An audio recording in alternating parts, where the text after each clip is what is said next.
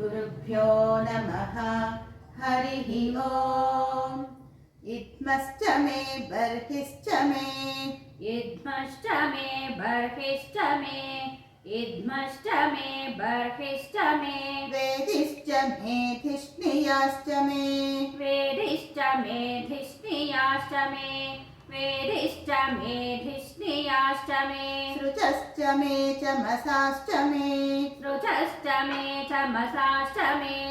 सृजश्च मे चमसाश्च मे ग्रावाणश्च मे स्वरवश्च मे ग्रावाणश्च मे स्वरवश्च मे ग्रावाणश्च मे स्वरवश्च मे उपरवाश्च मे धिषवणे च मे उपरवाश्च मे धिषवणे च मे उपरवाश्च मे धिषवणे च मे द्रोणकलशश्च मे वायव्यानि च मे द्रोणकलशश्च मे वायव्यानि च मे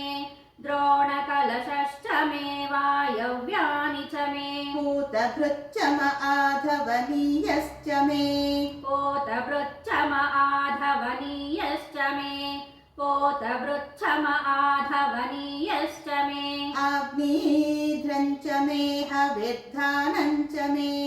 आग्नीध्रं च मे हविर्धानं च मे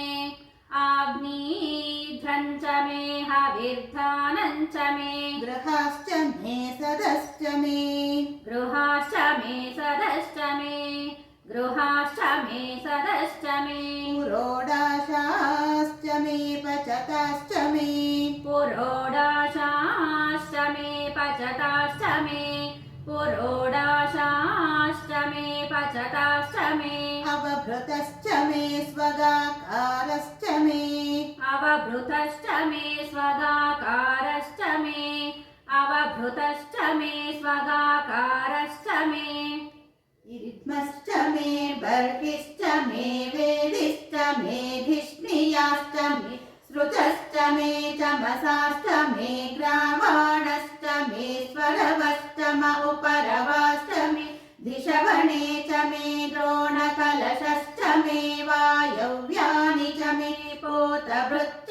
आधवनीयश्च म आग्नेध्रं च मे हविर्धानं च मे गृहाश्च मे सदश्च मे पुरोडाशाश्च मे पचताश्च मे वभृतश्च मे स्वगाकारश्च